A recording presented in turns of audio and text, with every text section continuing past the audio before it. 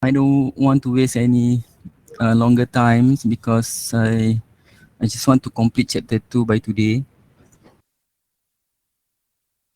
Is that okay, guys? Can I start?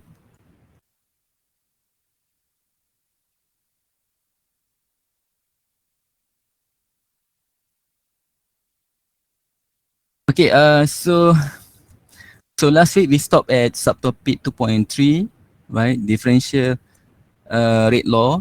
So now we move to subtopic 2.4, integrated rate law, right?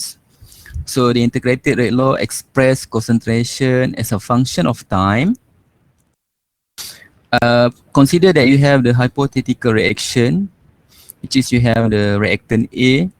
So A will decompose to produce a product.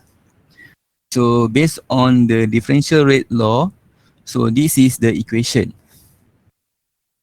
right? So based on differential rate law, so this is the equations. So the rate is equals to minus dA over dt or equivalence to K times the concentration of A. So this is based on differential rates law. Now we look the integrated rate law equation. Alright, consider first order reaction. Assume that you have A decomposed to produce product, which is follow the first order reaction. The integrated rate law will be this type of the equation. Right, so the above one here, this is the differential rate law. So you have rate is equal to rate constant K times the concentration of A, and based on the integrated rate law, so you have the equation here for the first order reaction.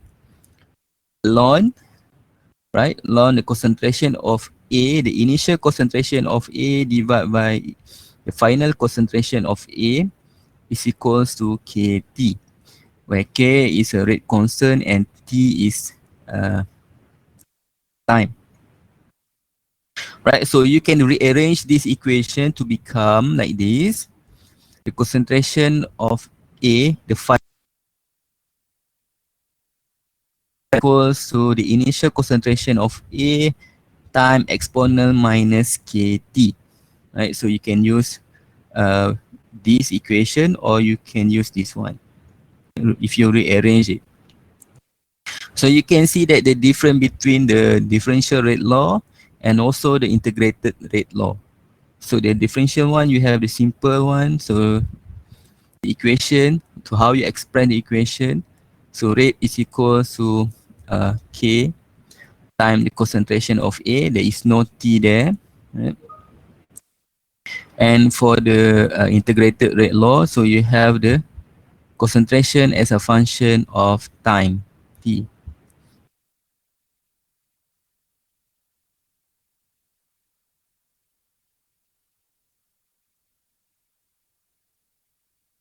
Okay, so this is how you derive the first order reaction equation for the integrated rate law.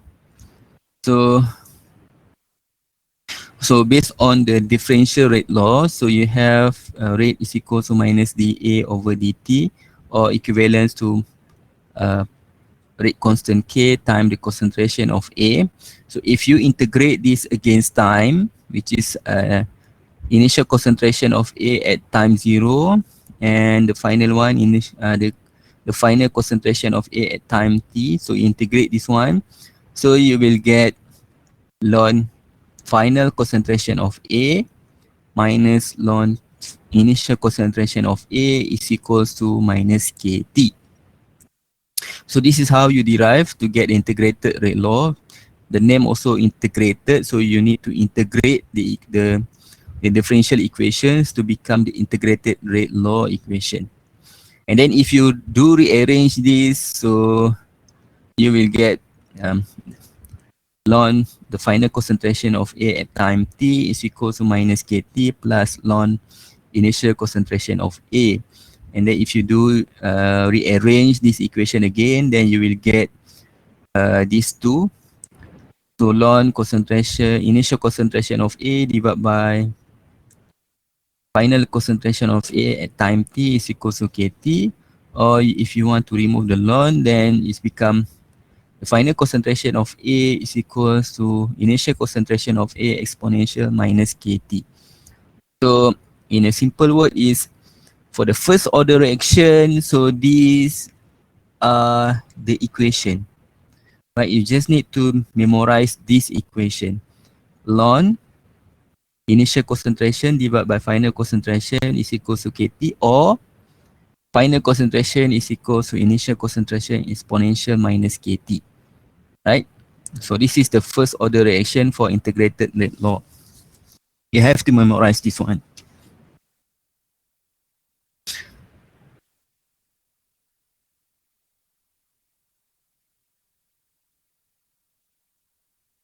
Right, so based on the equation, based on the first order integrated rate law equation, you will see that when you plot a graph, ln concentration of A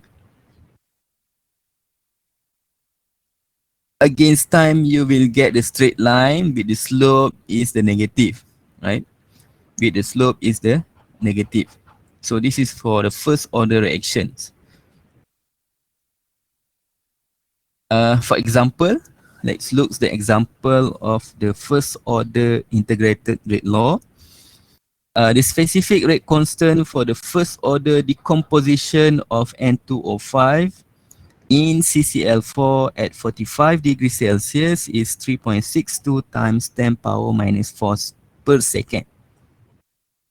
So this is the balanced chemical equation. So the question asks you, so what is the concentration of N2O4 is your reactant remaining after 2 hours if the initial concentration of N2O5 was 0.5 molar. So you need to calculate the concentration of N2O4, the final concentration of N2O4 after 2 hours if you know the initial concentration 0.5. So you have the first order integrated rate law equations. You have the rate constant there, 6.32 times 10 power minus 4 per second. So you can easily calculate the final concentration of N2O4. And for the question B, so how much time required for 90% of N2O4 to decompose? So if you understand this question clearly, so the question already explained, or the question has mentioned here, you have the rate constant for the first order decomposition, and you have the temperature, and also you have the time, 2 hours. So you need to use first order integrated rate law. So let's look the next slide on how to solve this equation. First of all, you need the relationship between time and concentration.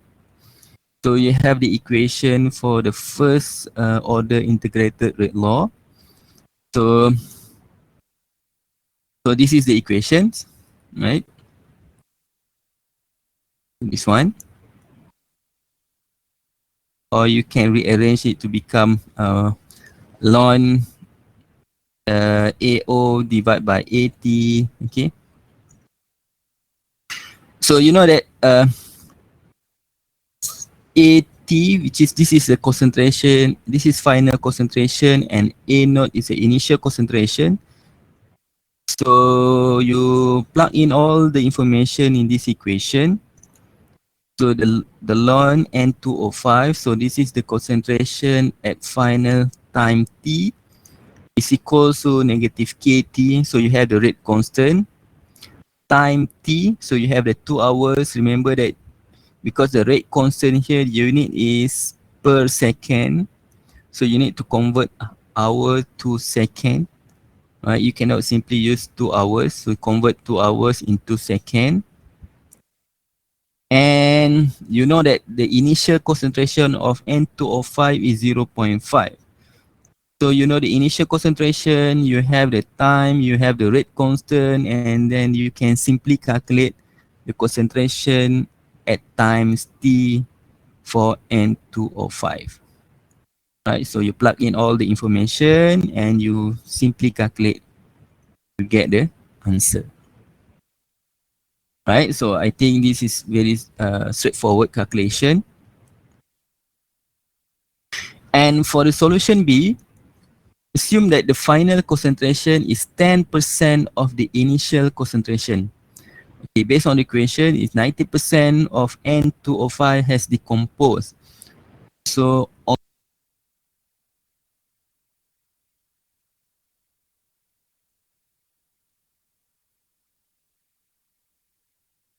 Hello, sir. Oh man, the sir cut out. You guys hear me?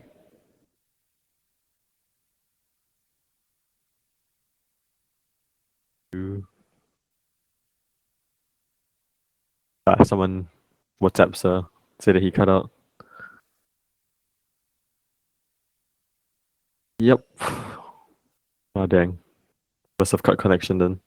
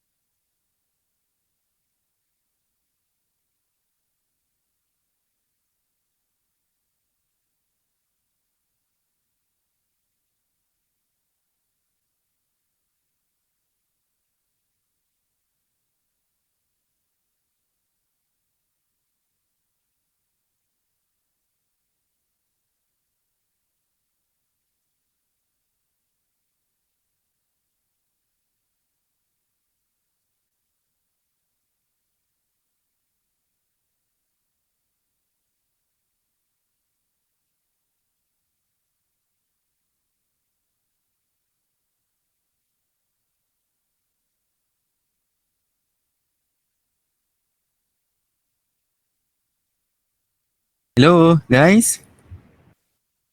Hello, yeah, we can hear you now, sir. All right, sorry. All right, sorry. So we go back to the previous slide. For the integrated rate law, so this is the example, right? So the question asks you to calculate the concentration of N2O5 remaining after 2 hours if the initial concentration of N2O5 was 0.5 molar, and how much time required for 90% of N2O5 to decompose. So if you look carefully to this question, you have the rate constant there, and you have the time, and also you have the initial concentration 0.5 molar. So this is the first order decomposition as mentioned. So, and you know the first order integrated rate law equation. So you have all the information. So you have the initial concentration, you have the rate constant, and you have the times. So you plug in all the information inside this equation. Then you can calculate the concentration of N2O5 after 2 hours. Alright, make sure you convert hours to second because the unit for the first order reaction is per second or second minus 1. Right, so convert the unit hours to second, and you have the initial concentration for N2O5 0.5 here. You have the rate constant here, and you have the time 2 hours. Then you can easily calculate the concentration of N2O5 at times t, in this case after 2 hours. So this is the answer. So I believe all of you can do this, right? It's a very straightforward calculation.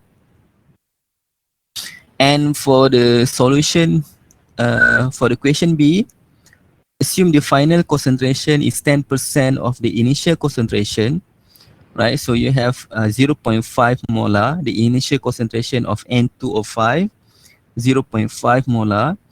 Then 90% of the N2O5 has decomposed. So you only have 10% remaining. So it means that your the initial 0.5 molar, and then 10% from 0.5 molar, so you have 0.05 molar N2O5 remaining after the reaction. Right. It's not 100% decomposed, so only 90% decomposed and 10% remaining. So 10% is equivalent to 0.0 molar N2O5.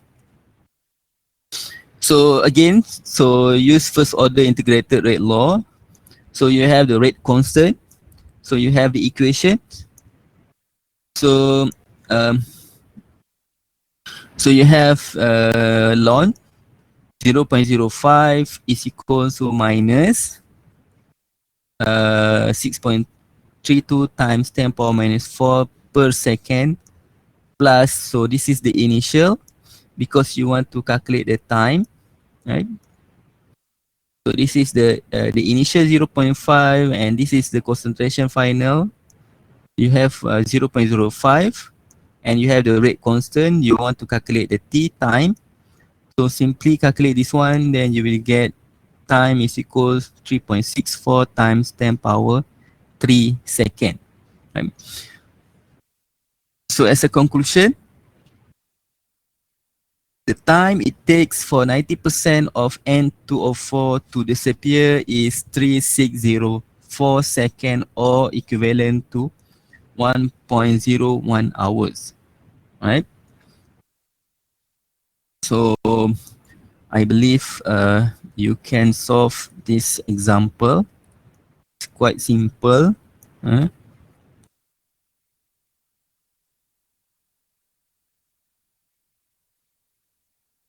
Right, so we have seen the first order integrated rate law equations. So now we move to the second order reaction, or second order integrated rate law equations. So assume that you have the hypothetical reaction, so B, you have the starting material B, decompose to produce product, follow the second order reaction. So based on the differential rate law equation, so you have this one, right? So the difference between the first order and second order reaction for the differential rate law is the orders here. So for the first law, you have K.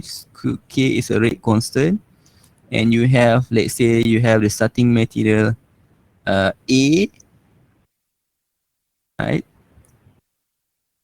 So this is the rate.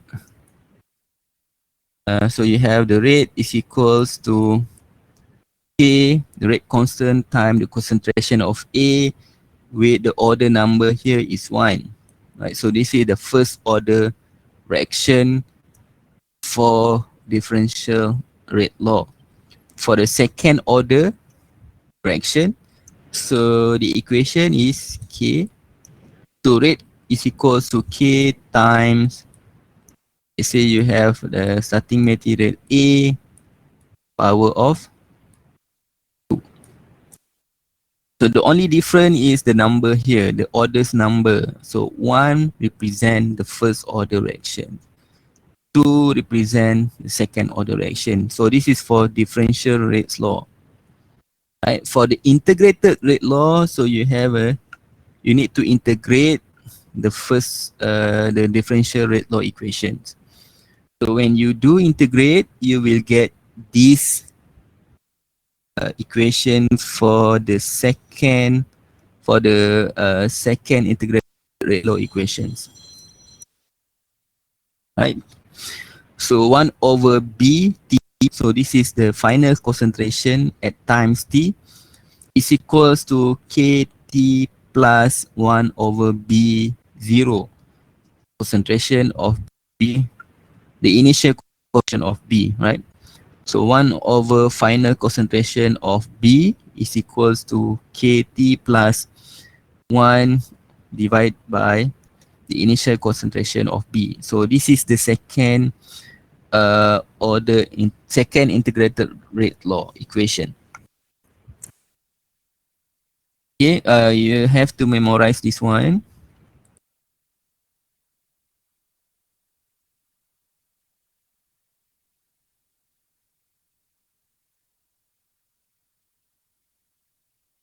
So this is how you derive the second integrated rate law equation from the second order differential equations.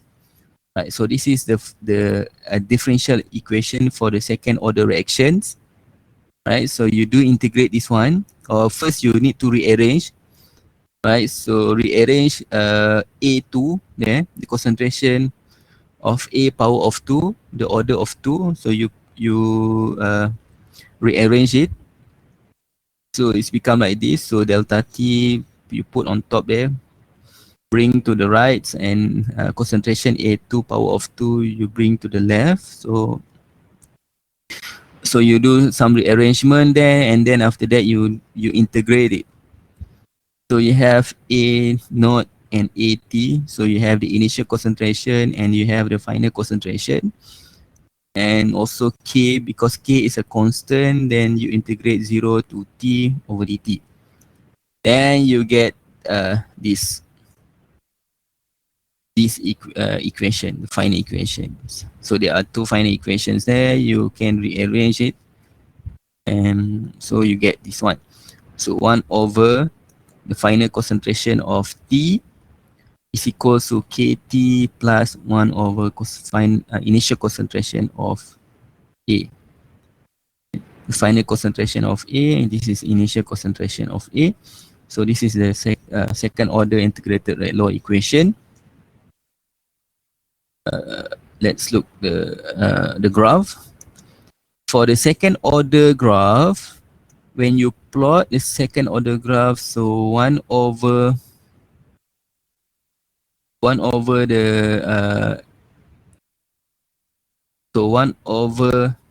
the final concentration of A against time, then you will get the straight line graph with the slope is at positive.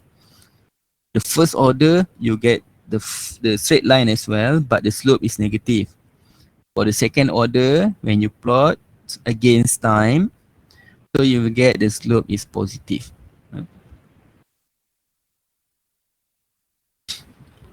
That is a second order integrated rate law. Then for the zero order rate law, for the differential rate law equation, so the rate is equals to K C 0, the concentration of C at time 0. So this is equivalent to 1. And K times 1 is equals to K. For the zero order rate law equation, the rate is equals to K, the rate constant.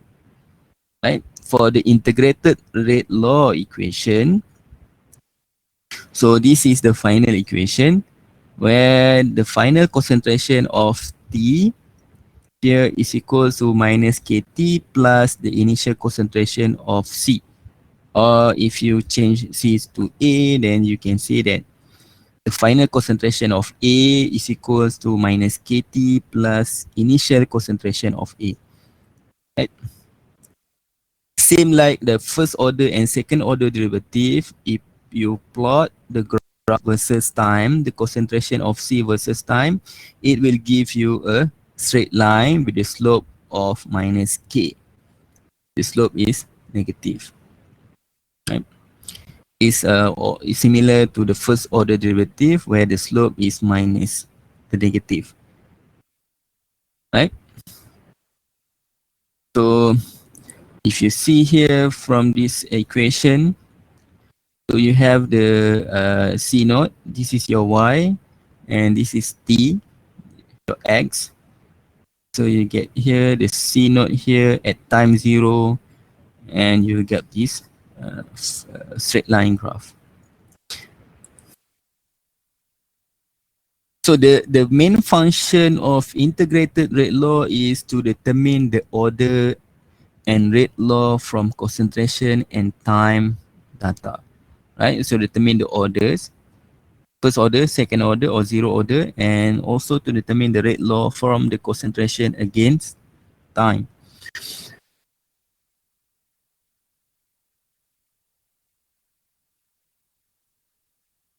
Right, so any question for the integrated rate law equations, first order, second order, zero order, before I move to half-life?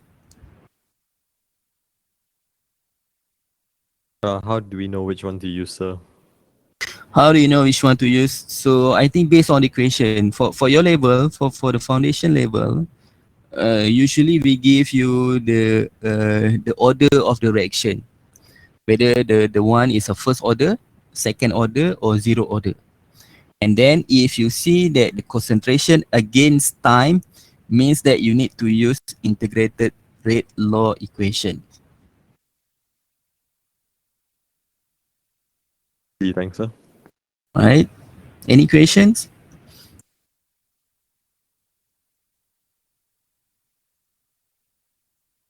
Alright, so I move to half-life.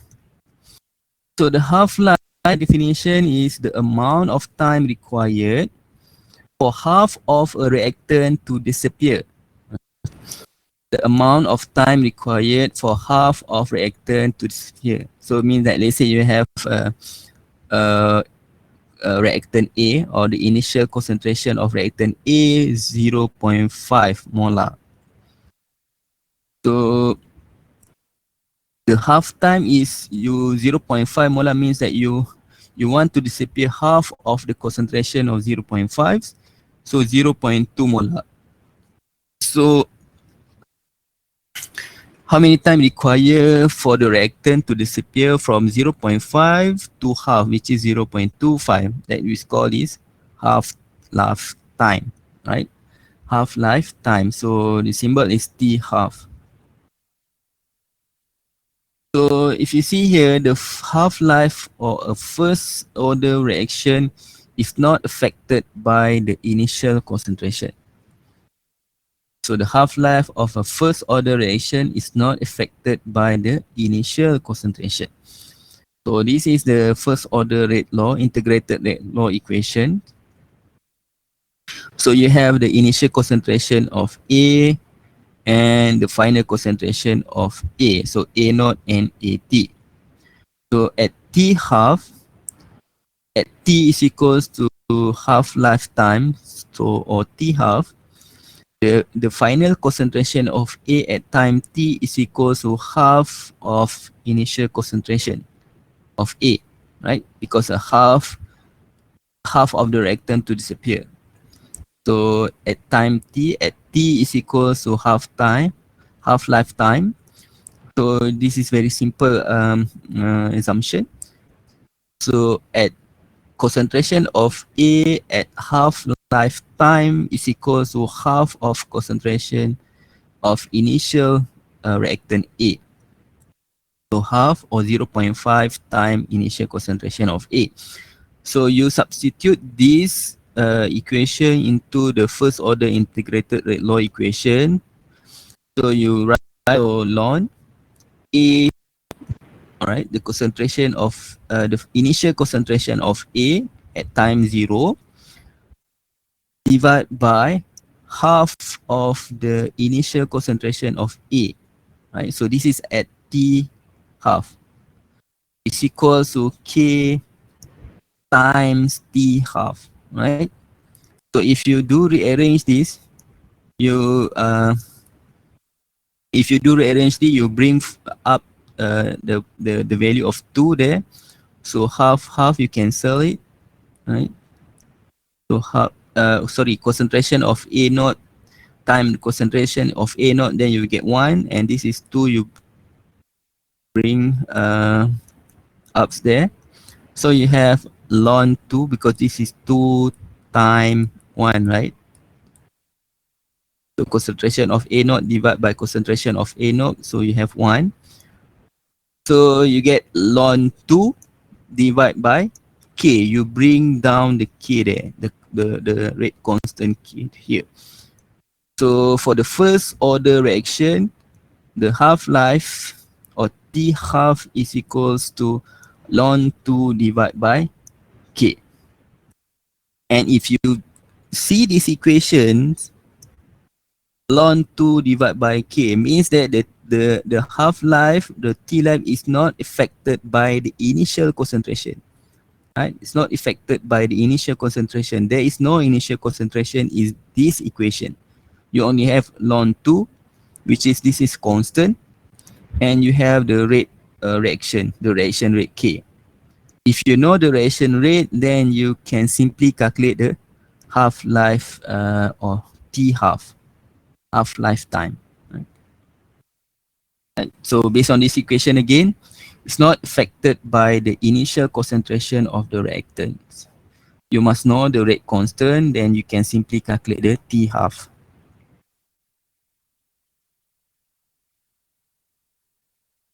Right, so this is the graph based on the definition. So you have the initial concentration. So consider this one. So this is your initial concentration, and you have half of the initial concentration. So half of the initial concentration, when you plot the graphs, then you will get the T half here. So this is the T half. Right.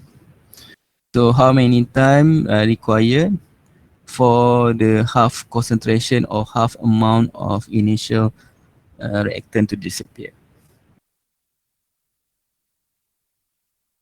That one for the second order, the one for the first order does not affected by the initial concentration. So now we move to the second order, the half-life of a second order reaction. And this is the equation, the second order integrated rate law equation. So 1 over the final concentration of B minus 1 over the initial concentration of B is equals to KT. Same like the first order reaction. So at time T is equals to T half, you can imagine that the BT, right? So the BT concentration of B at time T is equals to half lifetime is equals to half B naught, right? Half B naught or 0.5 B naught. So you substitute this one into the second order integrated rate law.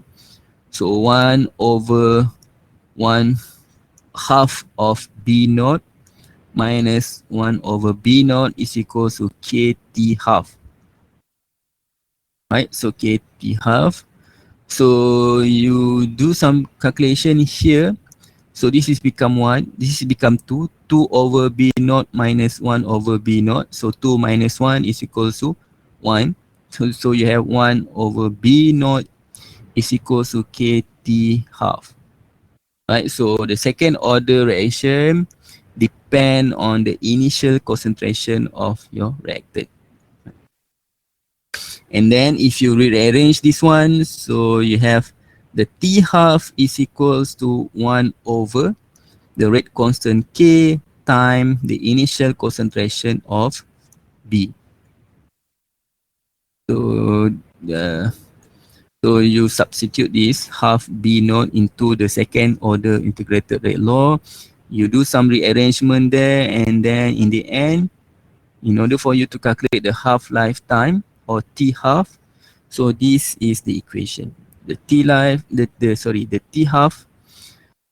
half life is equals to 1 over K times B initial concentration of B at time 0. Right? So this is the half-life time for the second order reaction. Again, you need to memorize this one, this equation.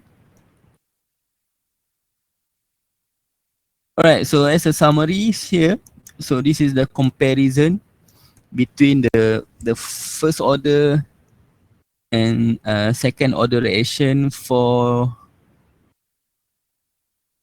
the differential rate law and integrated rate law. So the first order differential rate law equation, so you have rate is equals to reaction rate K time the concentration of A, right? So power of 1 for the first order, and for the second order for the differential rate law, power of 2, right? So K times concentration of A power of 2. And unit for K here, for the rate differential rate law equation for the first order, it is 1 per second, or second minus 1. Right, so this is 1 per second, or you can write S minus 1. So S minus 1 here. For the second order integrated rate law, the unit is liter per mole.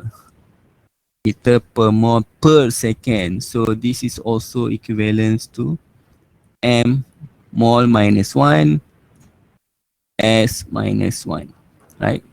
Because you know that mole per liter is equivalent to molarity, right? Mole per liter is molarity. So kalau kita balikkan dia, so it's become M minus 1 S minus 1. So this is the second order unit for K. For the integrated rate law in the straight line form, so this is the equations. Ln of the final concentration of A is equal to minus KT plus ln of initial concentration of A. Right? Of course, you can rearrange this equation. And for the second order integrated rate law equations, so 1 over final concentration of A minus 1 over initial concentration of A is equal to KT. And of course, you can rearrange it. So for the first order and the second order derivative, both of them will produce the straight line, but the slope for the first order is negative, the minus, and for the second order is a positive. The slope is negative for first order and positive for the second order. And for the half-life, for the first order, again, the half-life for the first order does not depend on the initial concentrations. So the T half is equals to ln 2 divided by K. It's only depend on the rate reaction, rate constant, K. And for the second order, So T half is equal to 1 over K time initial concentration of A. So you have to memorize this info or this equation as well as the unit, so that you can solve the problems later.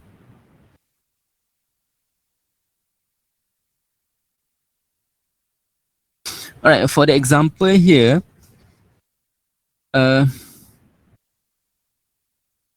so carbon 14, right? Carbon 14 is a radioactive isotope with a half-life or T half of 5.73 times 10 power 3 years.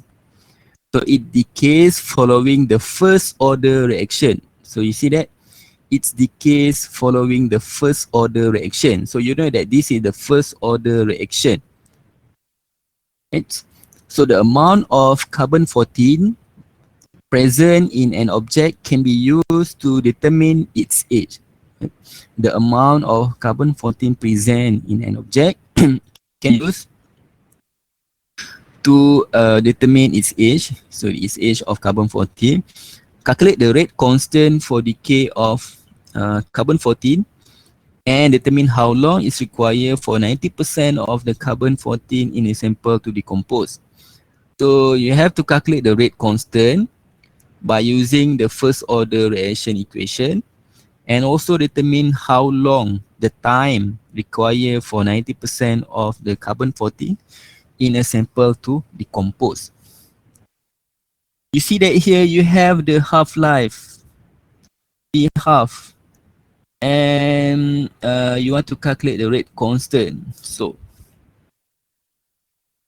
here the solution, right? So this is the first order reaction again.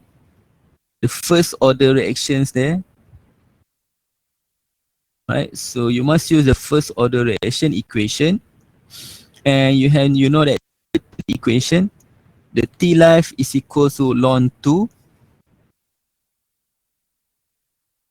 right? So the T half is equal to ln 2 divided by K.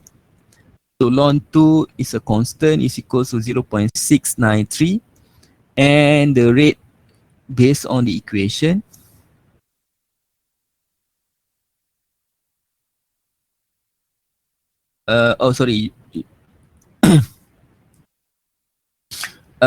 you want to calculate the rate constant, sorry, right? So you have the ln 2 divided by K, and you have the T half.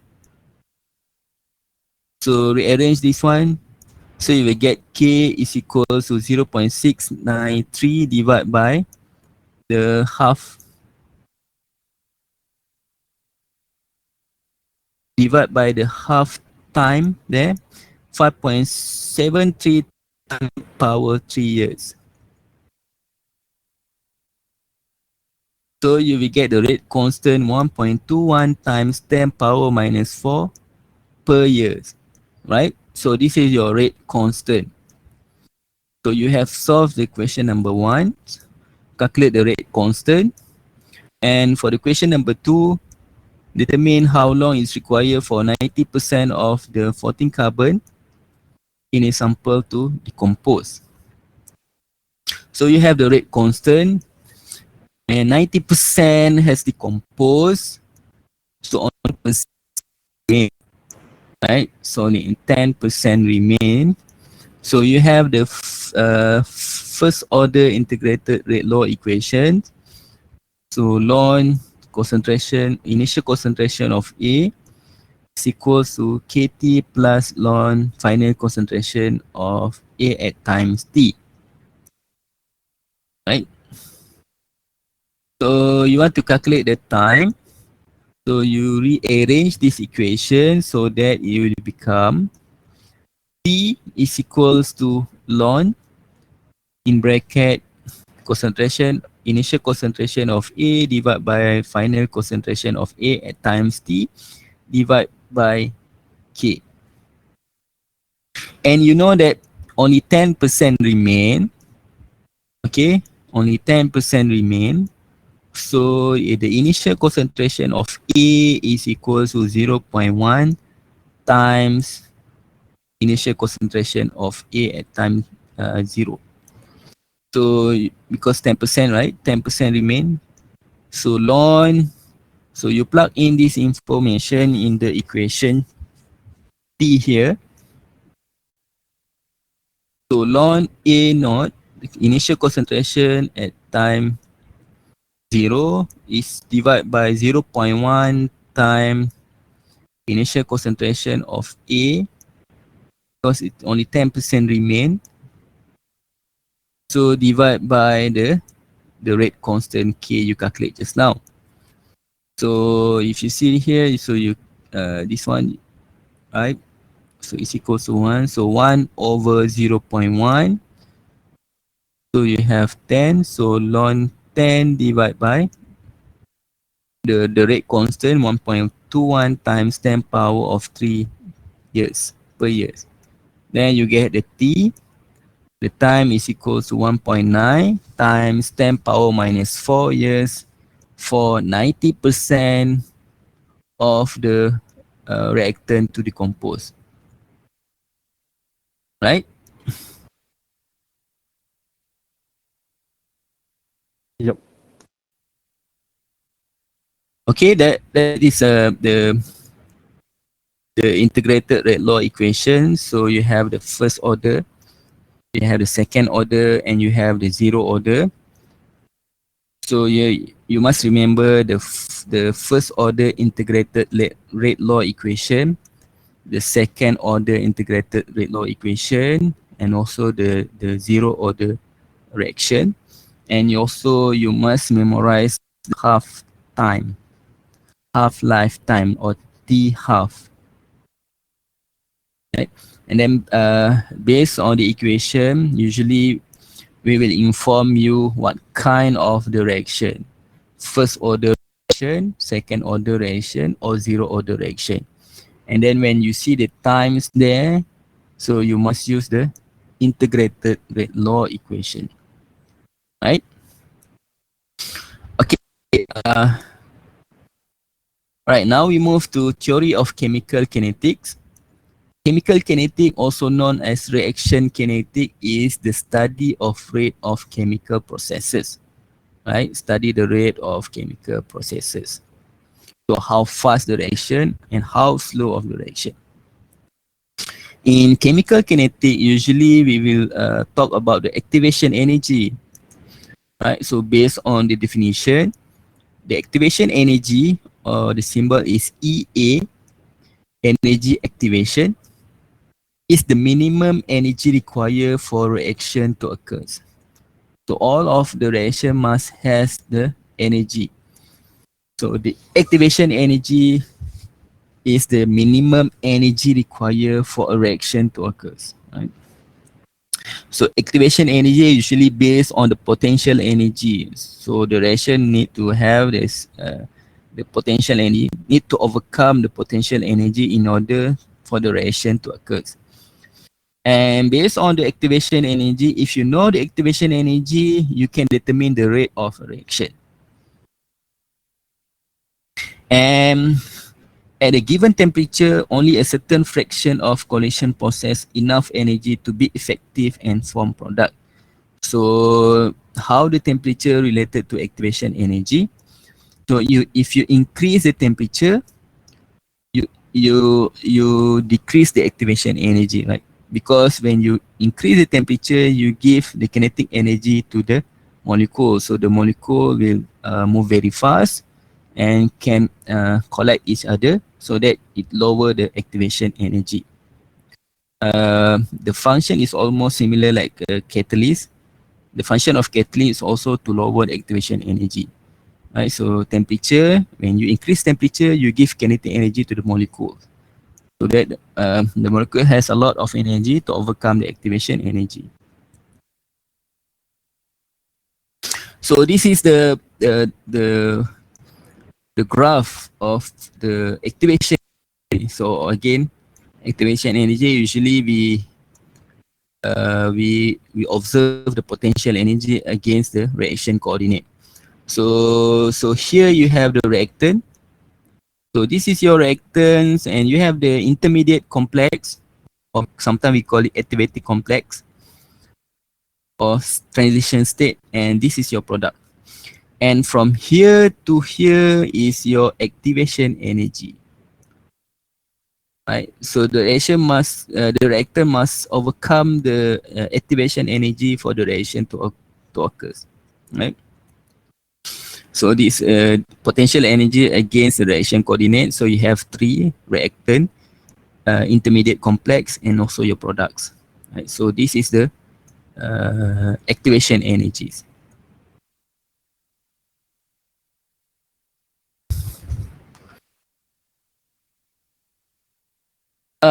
So like I mentioned just now, on the top of the potential energy hill is called the activated complex or transition state or intermediate complex, right?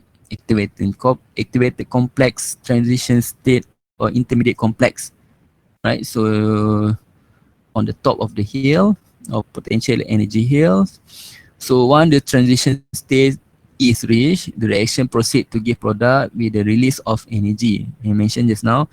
So every reaction has their own activation energy.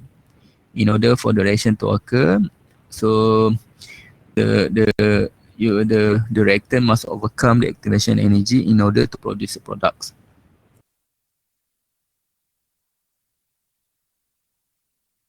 Right. So this is a simple simple theory of transition state or intermediate complex, right? Or activated state. So the activated complex is unstable. Right. So if you see here, based on the graph,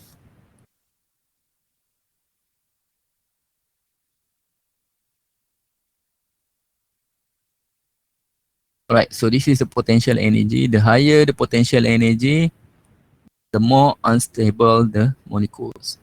The higher the potential energy, the more unstable the molecule. The lower the potential energy, the more stable the molecule. If you see that your reactant here, the potential energy in between of activated complex and also your products. So when the reactant reacts, so to produce active complex, so this activated complex or intermediate complex is not stable, right? It's not stable. So that's why the potential energy is higher. So once it's the activated complex is break into the products, you can see here you have two products. So the product will produce low potential energy. So this indicate that these two reactant can react to produce a product because the potential energy of the product is quite lower compared to the reactant. Right? So if the potential energy of the product is higher than the potential energy of the reactant, means that the reaction cannot occur. Right? So because the product has higher potential energy, it's not stable compared to the reactant. Reactant is more stable than the product, of course. Um, so the lower the potential energy, the more stable the molecule. So why this reactant need to react in order to produce product that has low potential energy? So if you have seen this graph, you have the potential energy and you see that the potential energy of reactant is quite higher compared to the potential energy of the products like this. So it means that the reaction can occur. So in order for the reaction to occur, so it need to overcome the activation energy here. So whether you can increase the temperature or you can use the catalyst to lower down the activation energy. So in the end, you will get the product with lowest potential energy as compared to the reactant. Means that this reaction can occur. So if you want to know more detail about this one, so uh, I believe when you move to undergraduate level, if you happen to take the organic chemistry, then you can learn into more detail on how to calculate the activation energy and how to predict whether the reaction can occur or not. Alright, so this is the transition state theory. So this is an activated complex which is unstable. So you see that here, if you calculate the bond there, you have 1, 2, 3, 4, 5, right? Consider the dot dot dot line here. So you see that carbon atom here form 1, 2, 3, 4, 5 bond, which is this is not true because carbon can only accommodate 8 electron, right? So that's why this intermediate state is unstable species. And then based on the nucleophile and electrophiles, so one of the atom, whether Br or OH, will be removed because Br is more electronegative compared to oxygen atom. So Br is considered as a nucleophile, so it will break the bond, and then it will produce a Br minus here. So it is a nucleophile, and when the Br is moved, break the bond there. So you only have 1, 2, 3, and 4 bond. Means that carbon atom achieves its octet configurations. This is the temperature effect of temperature on the activation energy. So I mentioned just now, if you increase the temperature, you increase the rate of reaction, right? If you increase the temperature, you increase the rate of reaction, so many product can be produced if you compare at low temperature.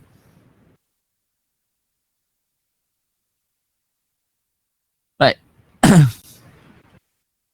So the activation energy is related to the rate constant by the Arrhenius equation, which is equation for the activation energy. So you have the K. So K is equivalent to E exponential minus EA, activation energy, divided by RT, where K is a rate constant, EA is activation energy, R is a gas constant. You have two gas constant, right? Be careful, make sure you choose the correct rate constant with the correct unit. And T is temperature in Kelvin. You must convert Celsius to Kelvin, right? Because the rate constant, the unit for rate constant for both rate constant is in Kelvin, K. And A is a pre-exponential of frequency factor, right? So this is the equation to calculate the activation energy.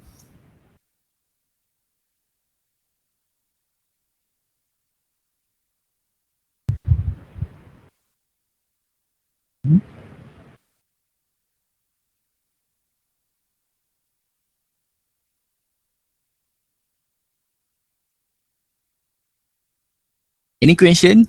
Well, okay. I don't think there are any questions, sir. All right. Can you wait for a while? Sure.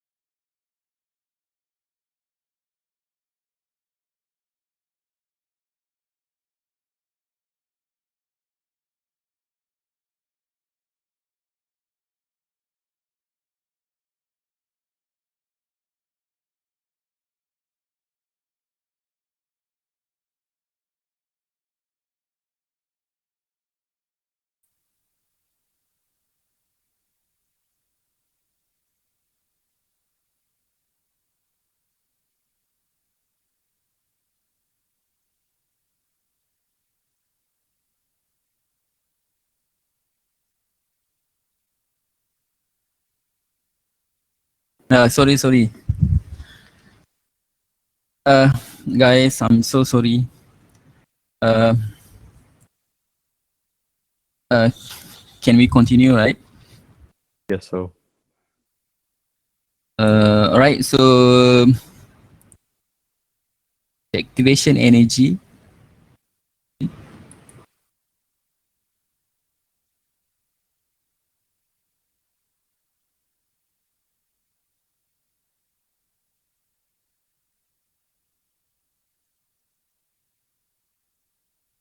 Right, so this is the theory of chemical kinetics. So we are talking about the activation energy, and this is the activation energy equation, right? So the activation energy can also be obtained from two rate components measured at different temperature. So if let's say you have two different temperature, so this is the equation at two different temperature, T2 and T1. So ln K2 divided by K1, so the rate constant K2. Rate constant K2 means that rate constant at T2, temperature 2, divided by rate constant of K1, which is at temperature T1, is equals to minus EA, activation energy, divided by R, the rate constant, gas constant. So time 1 over T2 minus 1 over T1.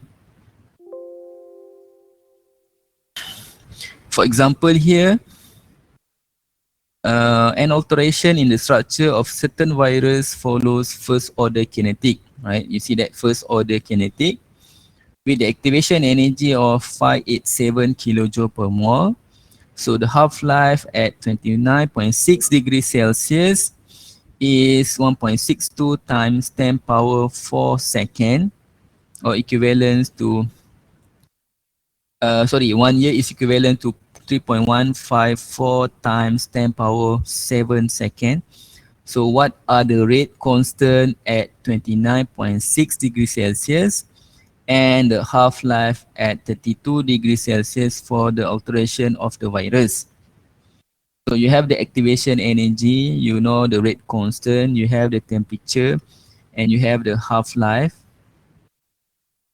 For the first order reaction, so you know the equation, the half-life time equation. So you can calculate the rate constant for K1, right? So the T half is equals to ln 2 divided by K, right? So if you rearrange the equations, it become K1, the rate constant 1 is equals to ln 2. Ln 2 is equals to 0.693 divided by T half. So T half here is this 1.62 times 10 power 4 second. Then you can get the rate constant at 29.6 degrees Celsius, which is a K1, is equals to 4.28 times 10 power minus 5 per second. So this is the rate constant at 29.6 degrees Celsius. Right, so you can calculate the rate constant at 32 degrees Celsius and later on calculate the half-life time. Right, so you have the EA, you have the K1 at 29.6 degrees Celsius, so you can calculate K2 at 32 degrees Celsius. So this is the equation just now I mentioned. So rate constant 1 at T1, so this is K2, rate constant 2 at temperature T2. So you have the K1, you calculate just now, 4.28 right here. 4.28 times 10 power minus 5 per second divided by K2, because you want to calculate the K2. Activation energy 587 kilojoule per mole, right? So R is a gas constant.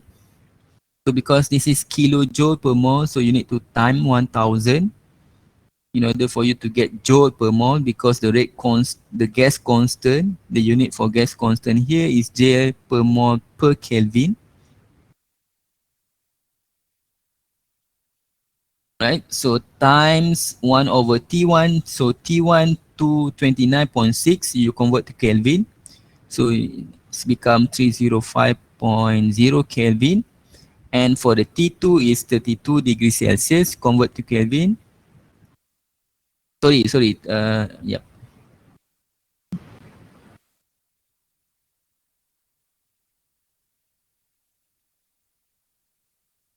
29.6 and 32 degrees Celsius. You have 29.6 degrees Celsius and 32 degrees Celsius. So you have the T1 and you have the T2 here. So convert 32 degrees Celsius to Kelvin and also 29.6 degrees Celsius to Kelvin. So you solve this equation to get the rate constant for K2, right? For K2. So this is the rate constant at time T2 at time 32 degrees Celsius.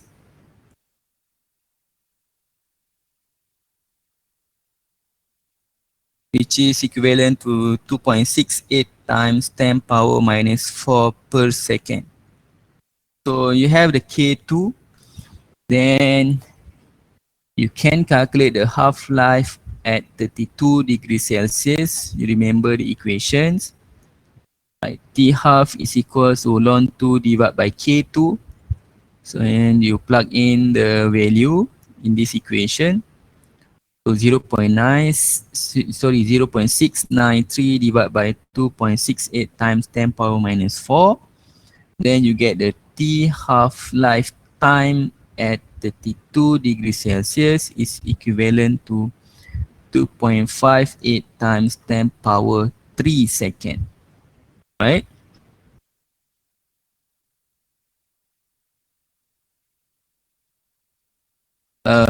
Guys, any question before I move to the next subtopic? Don't think so.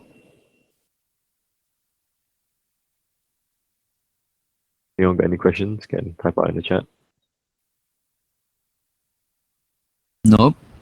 Right, so for the next subtopic, which is the reaction mechanism, right, so most reaction do not occur in single step. So in nature, most of the reaction you have various steps. Step 1, step 2, step 3. There is very rare to have a single step reaction, except for the simple reactions. Right, so the net overall reaction is the result of a series of simple reactions. The net of the overall reaction is the sum of the series of simple reaction. So the overall reaction is equal to reaction 1 plus reaction 2 plus reaction 3 and plus reaction n. Right, so then you get the overall reaction. So each of these is called an elementary process. So this series of simple reaction, each of the series of simple reaction is called elementary process. And the entire set of elementary process is the reaction mechanism. So if you have the set 1, set 2, set 3, and set 4, and set n is number of set. So all of these entire of set become the reaction mechanism. So from the starting until you get the product. So of course you have the starting, you have intermediate react with starting material, then you get another intermediate or another product, this product react with reactant, then you get the final product that you want. Alright, the rate law of elementary process can be written from its chemical equation, right? So each step of the reaction or each step of the equation, you can calculate the rate law based on the chemical equation you have learned just now. And this rule only applies to elementary process, right? So the overall rate law derived from the mechanism must agree with the observed rate law for the overall reaction. Right? So the overall rate law derived from the mechanism must agree with the observed rate law for the overall reaction. For example here, right? Let's look the example so that you can understand it clearly. The following two reactions are proposed as elementary step in the mechanism for an overall reaction. So in order for you to produce nitrogen dioxide and the chlorine gas from the starting material NO2Cl, so you need to have two steps, right? So this each step we call it as an elementary step. So you have the elementary step 1 and you have another elementary step 2. So this step 1 and step 2 combine to produce the overall reaction. You see that overall reaction is a combination of step 1 and step 2, elementary step 1 and elementary step 2. And if you look these two equation, which is you have the balanced chemical equation here. Right, make sure you have the balanced chemical equations. So for the overall reactions, in order to produce for the overall reaction here, in order to produce NO2 and Cl, so you need to have the starting material NO2 and Cl. So NO2 Cl decompose to produce NO2 gas and Cl2 gas. So if you see this one, uh, so you need to balance the chemical equation. Balance chemical equation here. So you have 2 NO2Cl to produce 2 NO2 plus Cl2, right? So you see that this is, you can cancel this one, this. So this cancel and this also cancel, right? So this is on your left, this is on your right. So you cancel here. Then you have NO2 Cl, which is on your left. So you have one here. This is one NO2 Cl. This is another one NO2 Cl. So it's because you have 2 mole NO2 Cl. That's why you put 2 there. Right. So on your product you have NO2. So you have one NO2 and one NO2 here. So that's why you have 2 NO2. So 1 plus 1 you got 2, and this is you only have 1 Cl2, then you have 1 Cl2 here. Right, for the overall reaction, so this is a balanced chemical equations. So Cl and Cl here, because 1 Cl is your product, 1 Cl is your reactant, you can cancel it. If you see elementary reaction, elementary reaction 1 or elementary step 1 and elementary step 2, you will produce the reaction intermediate, right? So NO2, so let's look elementary step 1. So NO2 Cl to produce NO2 and Cl gas, right? So reaction intermediate is a substance that is formed and used up in the overall reaction, does not appear in the overall reaction. For in the case Cl gas, right? Cl gas is your reaction intermediate, formed from the elementary step 1 and be used in elementary step 2 as a reactant. So in elementary step 1, it was produced as a product, and for elementary step 2, it has been used as a reactant to produce NO2 and Cl2 gas. So if you see here for reaction 1, you have unimolecular rate. Right, you have the unimolecular rate because you only have one reactant. So NO2Cl, right? So the K1, the rate constant for elementary step 1 or for the reaction 1, K1 time NO2Cl. Right. For this reaction 2 or elementary step 2, so you have the bimolecular with the rate of K2, because you have the two starting material NO2Cl gas and Cl gas. So you have K2 NO2Cl times Cl. So the concentration of NO2Cl times the concentration of Cl. So you have two, unimolecular and bimolecular, based on the balanced chemical equations. right? K1 and K2. So you need to determine the rate determining step, right? So consider the gases reaction. So you have 2NO2Cl to produce 2NO2 plus Cl2. So the actual mechanism of the reaction is the following two-step sequence of elementary process. So this is the overall mechanism, but this one is obtained from the two elementary processes has been shown in the previous slide. So you have the NO2Cl composed to produce NO2 plus Cl. So this is the radical, the Cl atom.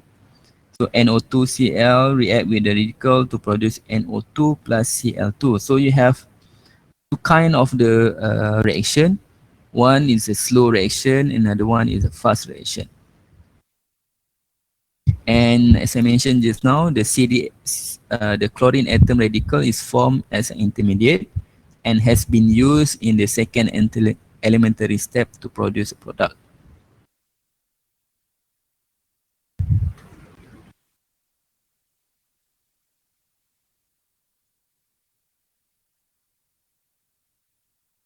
So in any multi-step mechanism, one step is usually much lower than the others, right? So let's say you have the many multi-step mechanism, you have slow and fast reaction, right?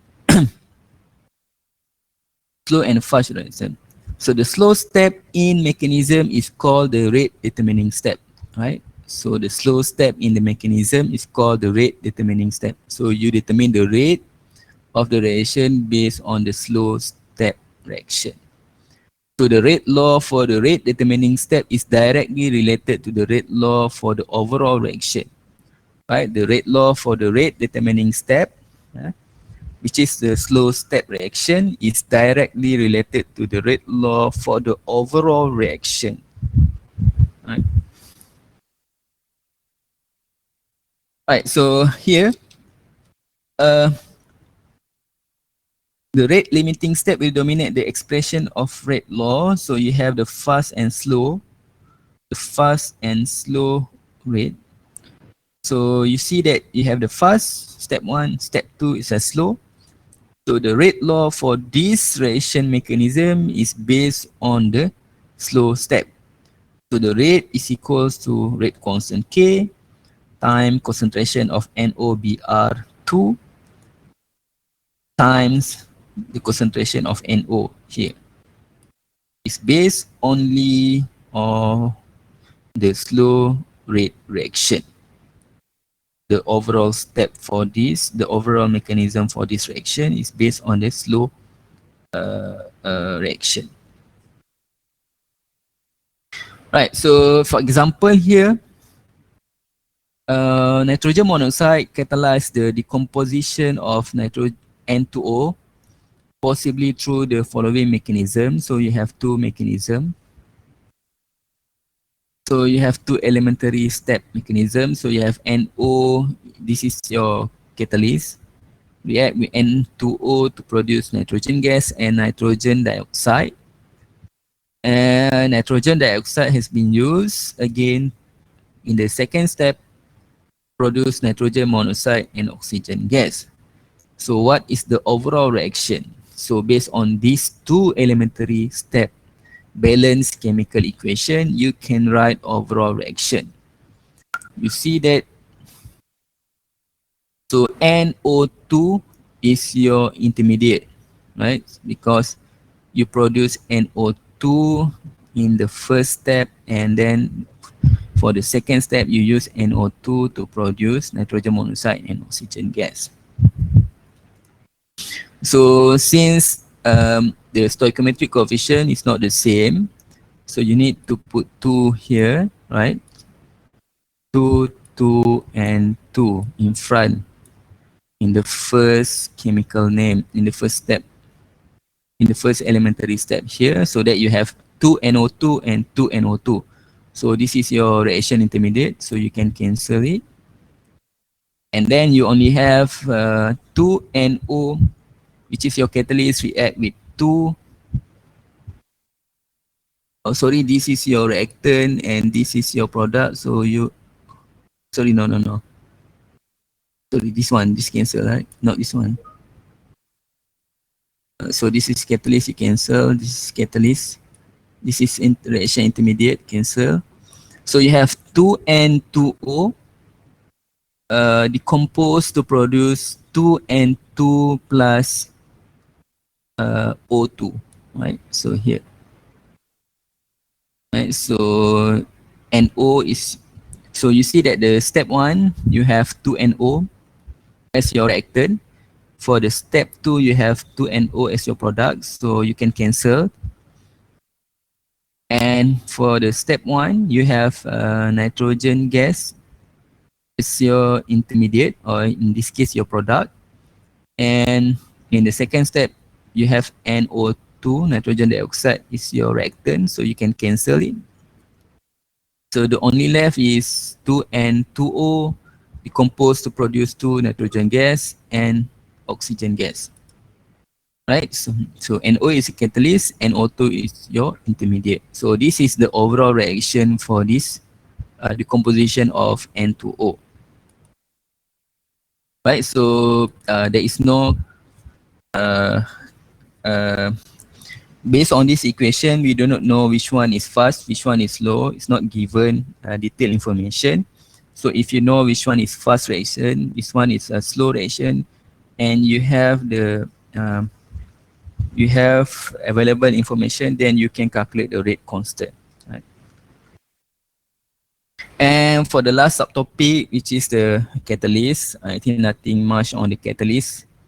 Catalyst is substance that change the rate of chemical reaction without being used. The action caused by catalyst is called the catalysis. It's the process, right? You have two different type of catalyst, positive catalyst and also the negative catalyst.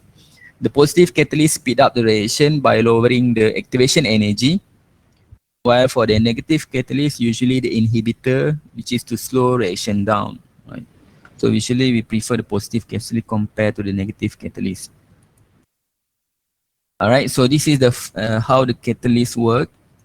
Basically, the catalyst, as I mentioned just now, lower down the activation energy so that you can increase the reaction rate and produce many products. Right. So you can see that if you use the catalyst, the purple one, so EA for the catalyst reaction, and this is activation energy, and this is activation energy for uncatalyzed reaction. You can produce many products compared to without the catalyst. Many product within given times. I mean, you can increase the rate of the reaction rate. Right, so catalyst speed up the reaction by altering the mechanism to lower the activation energy barrier. So you have two type of catalyst, homogeneous catalyst and also the heterogeneous catalyst. Homogeneous catalyst exists in the same phase as a reactant, which is you only can see one phase. Usually a homogeneous catalyst usually is a liquid catalyst, similar as reactant. So you have the reactant also in a liquid form. So you have the liquid form reactant and you have the liquid form catalyst. So it will form the one phase. So we call this homogeneous phase.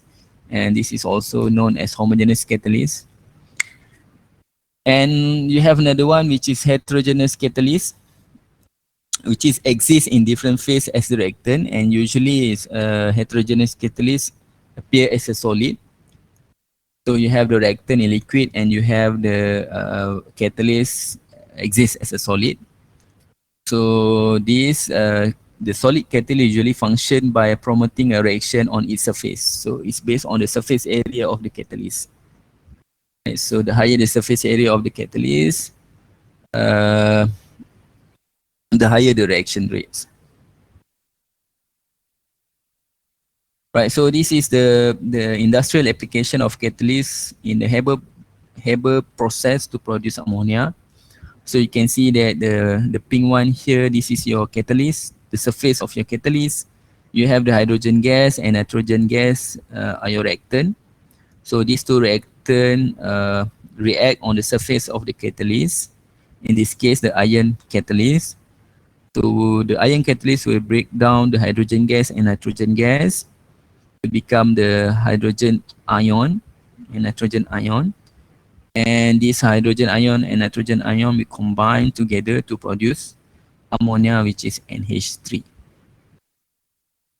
Alright, so that's all for lecture 2. I know I'm quite fast, but never mind. We will have one session later on to go back to which subtopic that you want to discuss in more details. Right? And one more thing is we were going to discuss the chapter 1, the question from chapter 1 this Thursday. Right? Because some of you asked me why I cannot calculate the KF, what is the constant of KF, how to solve these equations. Right, so we discussed That'd be very this. useful, so if you could discuss the Yes, homework. we will discuss this this Thursday lah, yeah. Okay. We'll spend 1 hour to discuss and to relook back chapter 1 and chapter 2 before we move to chapter 3. So I will explain everything. I will focus the most important part lah. Chapter 1 and chapter 2. Right, so any question guys before I end our class today? Any questions, guys? No, I don't think so. All right, so don't forget your attendance and also don't forget the satisfaction poll, yeah, after class, after every class. That's Right. basically our attendance, right? The satisfaction poll. Yep. Okay, thank you guys. So see you this Thursday. Great, see you, sir. All right, bye. Very much.